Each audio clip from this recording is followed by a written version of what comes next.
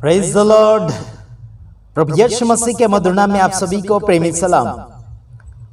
जैसे कि मैं प्रभु में आप सबका भाई आशीष राजकुमार गुजरात से बोलता हूं और आप सभी का भला और आप सभी का विकास चाहते हुए काफी दिनों से और काफी वर्षों से आपके सम्मुख आते चला जा रहा हूं। जैसे कि कुछ लोग नए होंगे हमारे सामने, आप सभी का स्वागत करते हैं और जो नए नए लोग आ रहे हैं प्रभु आप सबको आशीषित करें और लगातार आप अंत तक धीरज धरे जब तक हम वीडियो बनाते हुए आपके सम्मुख आते चले जा रहे, समाचार लेकर आपके सम्मुख आते चले जा रहे हैं। जो सही और झूठ क्या है उसका खुलासा हम करते हैं और हम सच का साथ देते हैं और झूठ का पर्दाफाश करते हैं।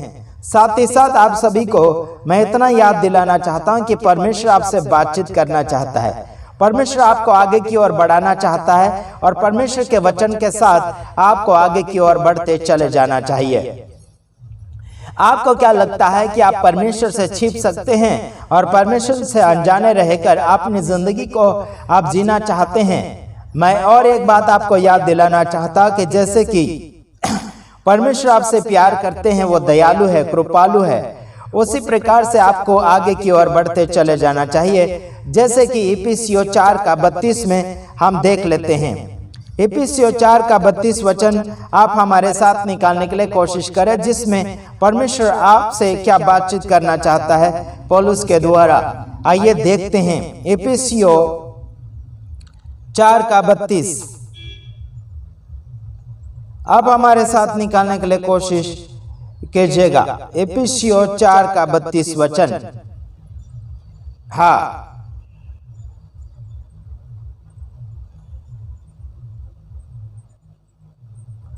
हाँ, इसमें लिखा है, क्या लिखा है आइए देख लेते हैं।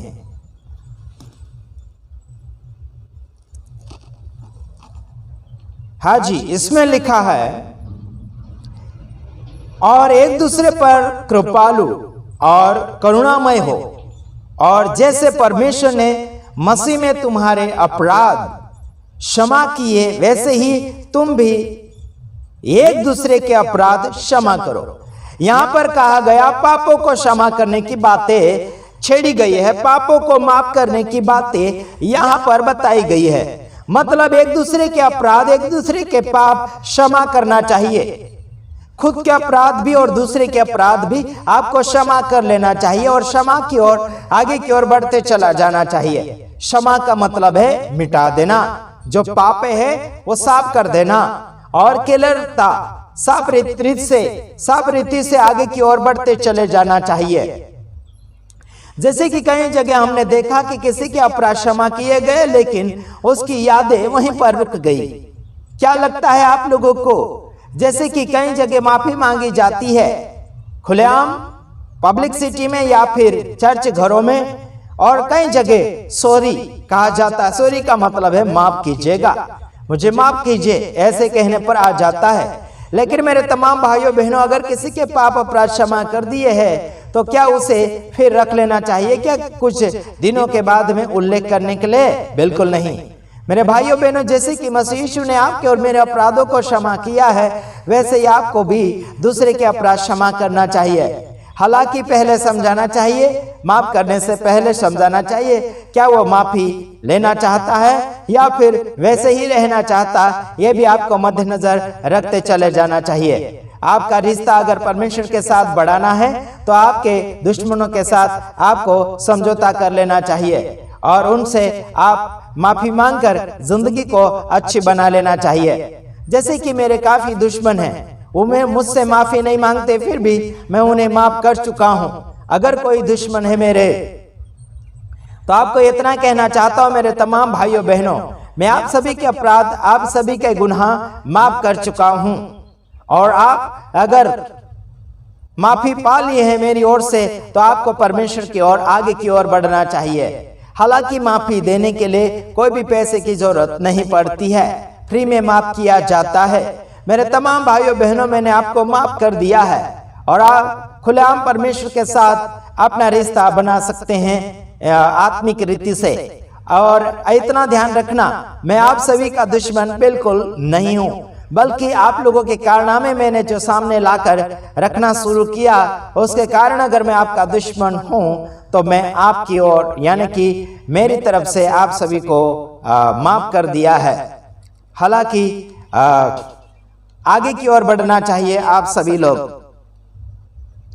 मैंने आपके अपराध क्षमा कर दिए हैं मेरे तमाम भाइयों बहनों, जैसे कि मसीह यीशु में होकर आपकी और मेरा अपराध क्षमा किए गए हैं। आपको और मुझे भी अपराध क्षमा कर लेना चाहिए और अपराध क्षमा कर देना चाहिए, एक दूसरे के अपराध क्षमा करना चाहिए। आपको क्या लगता है कि आप प्रभु यीशु मसीह के साथ में अच्छी रीति से बढ़ सकते हैं किसी के अपराध अपने मन में रखते हुए? बिल्कुल नहीं। आपको अपनी जिंदगी को संवार लेना चाहिए, जैसे कि परमेश्वर के वचन के द्वारा आपको संवारने के लिए मौका मिल रहा है। पहला पत्रस 3:8 आप देख लीजिएगा, आपके बाइबल में आप देख लीजिएगा और चेक कर लीजिएगा। परमेश्वर आपको आशीषों में माला माल कर रहा है क्षमा के द्वारा। आइए देखते हैं पहला पत्रस 3:8 वचन हम देखने जा रहे हैं। आइए देखते हैं और आप खुद वचन खोल सकते हैं। 3:8 वचन आइए देखते हैं क्या उसमें फरमाया जा रहा है। हाँ, उसमें लिखा, निदान सबके सब एक मन और कृपामय और भाईचारे के प्रति रखने वाले और करुणामय और नम्र बनो। यहाँ पर लिखा गया कृपालु बनना चाहिए, आपको और मुझे दयालु बनना चाहिए, क्षमा कर लेना चाहिए, प्यार और मोहब्बत की बातें आगे की ओर बढ़ाना चाहिए। जैसे कि आप लोगों को लगता होगा कि मैंने लोगों को काफी डांटा है, वो प्यार है यारो। अगर आप किसी को चाहते हैं तो जरूर डांटेंगे, है ना? पराइयों को आप डांट नहीं सकते, अपनों को डांटते हैं, उसमें प्यार नजर आना चाहिए। यहाँ लिखा कृपालु बने। क्या बनना चाहिए? कृपालु आपको बनना चाहिए और भाईचारे की प्रीति रखने वाले होना चाहिए। भाईचारे की प्रीति मतलब कोई भी जाति के लोग हो गए, कोई भी समाज के लोग हो गए, उन सभी से भाईचारा प्रेम रखना चाहिए। भले वो कोई भी जाति धर्म से होगा, उससे कोई हमारा लेन देन नहीं है। ठीक है, आगे लिखा है करुणामय और नम्र बनो। यहाँ पर लिखा करुणामय और नम्र बनो मतलब होशियार बनना चाहिए, नम्रता में आगे की ओर बढ़ना चाहिए। जैसे कि मुंह लटकाने वाली बात नहीं कर रहा हूं, लेकिन सच्चाई और ईमानदारी आपके मन में होना चाहिए, तभी जाके पूरा नम्रता आपको शोभा देगा। आपको क्या लगता है कि नम्रता के बिना अपनी जिंदगी को आप बना लोगे? आगे अगर बढ़ते हो तो परमेश्वर तुम्हें बहुत ऐसे आशीष देना चाहता है। आपको क्या लगता है? हाँ जी, आप परमेश्वर के अनुग्रह में, परमेश्वर के प्यार में अगर बढ़ना चाहते हैं तो आपको करुणामय होना चाहिए, दयालु होना चाहिए। अगर किसी के ऊपर आप दया करते हैं तो जरूर सच्चाई बताने के लिए कोशिश करेंगे और सच्चाई के साथ आप डांटेंगे भी उसे, है ना? गुस्सा ऐसा करना चाहिए जो संसार का नहीं बल्कि आत्मिक गुस्सा होना चाहिए, जो परमेश्वर का गुस्सा किया कुछ दिनों के बाद या फिर कुछ समय के बाद आप जैसे बच्चे खेलते हैं साथ में, वैसे हो जाना चाहिए। कुछ लोग तो 2 दिन 4 दिन 2 साल 5 साल 10 साल तक भी गुस्सा ठंडा नहीं करते हैं। किसी और का चेहरा देखने के बाद में उसे गुस्सा और भी भड़का चला जाता है। आपको यह भी कहना चाहता हूं कि कुछ लोग जो अंदर ही अंदर गुस्सा रखते हैं, जो सामने की ओर बता नहीं सकते, ऐसे लोग हमारे कुछ दुश्मन लोग भी है, हमारे ऊपर भी गुस्सा करते हो, सामने नहीं बोल सकते लेकिन मन ही मन रखते चले जा रहे हैं। जैसे हम डांटते हैं, वचन के द्वारा डांटते हैं तो मन ही मन गुस्सा कर रहे हैं, कुड़कुड़ा रहे हैं और चिढ़ रहे हैं और जलन कर रहे हैं अंदर ही अंदर, लेकिन बाहर नहीं दिखा पा रहे, क्योंकि बाहर अगर वो दिखा देंगे तो मैं पोल उनकी खोल दूंगा। उनको डर भी है। मुझसे मत डरो मेरे तमाम भाइयों बहनों, परमेश्वर से डरो। परमेश्वर दयालु और कृपालु परमेश्वर, तो आपको दया और कृपा जरूर दर्शाने के लिए कोशिश कर लेना चाहिए। और आपकी कोशिश में आपको आलसपना यानी कि सुस्तीपना नहीं होना चाहिए, आलसू नहीं बनना चाहिए। जैसे कि चींटी कितनी मेहनत करती है और अगर वो खुद से नहीं बनता है तो दूसरे की ओर से सहारा लेती है चींटी, तो उसी प्रकार से आपको भी एक दूसरे के सहारे के द्वारा आगे बढ़ना चाहिए।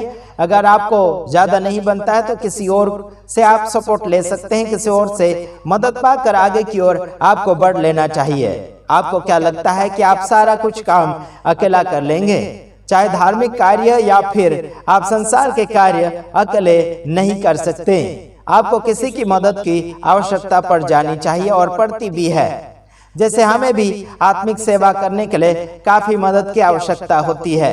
हमारे साथी भाई जैसे कि हाथ बढ़ाते रहते हैं, वैसे हम भी सेवा क्षेत्र में आगे बढ़ते चले जाते हैं। प्रभु की भलाई हम मजबूती से करते हैं लोगों के साथ। अगर आप भलाई करना जानते हैं और भलाई नहीं करते हैं तो आप पापी और अपराधी है ना।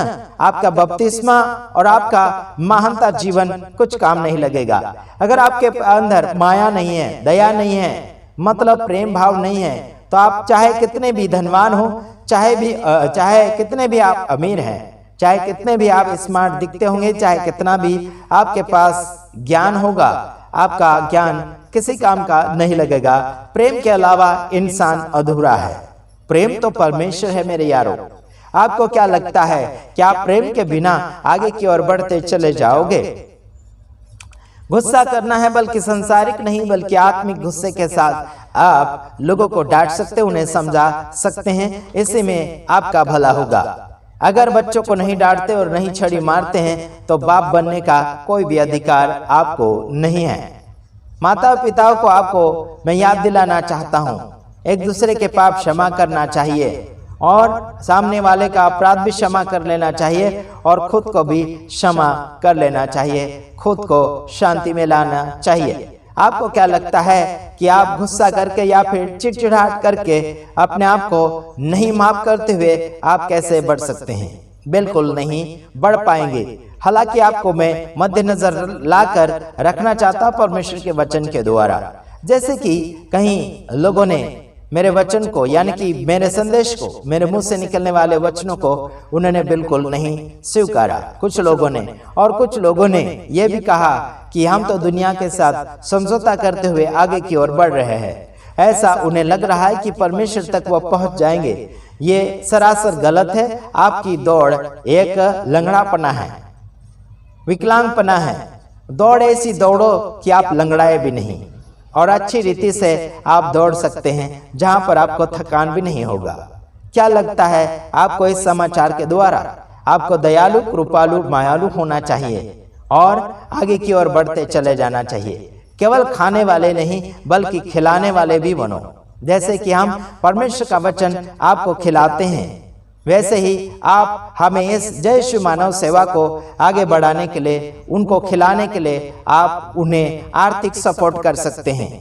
मानव सेवा में कोई भी जाति धर्म नहीं होता, कोई भी उम्र नहीं होता। छोटे हो गए, बड़े हो गए, गरीब हो गए, विधवा हो गए, है ना, नौकरी वाले हो गए, है ना, और बेरोजगारी हो गए, कोई भी है। जय यीशु मानव सेवा में भाग लेकर आगे की ओर बढ़ सकते हैं। इसमें कोई किसी के ऊपर जोर जबरदस्ती नहीं है और ना ही कोई प्रकार का दबाव है।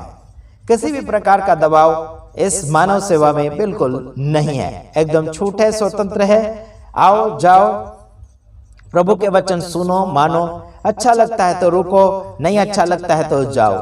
किसी को जोर जबरदस्ती नहीं है। Okay, God bless you. प्रभु आप सबको आशीषित करें। हम दूसरे वीडियो में आ रहे हैं, तब तक के लिए आप सभी से विदाई लेना चाहते हैं। प्रेज द लॉर्ड, आमीन।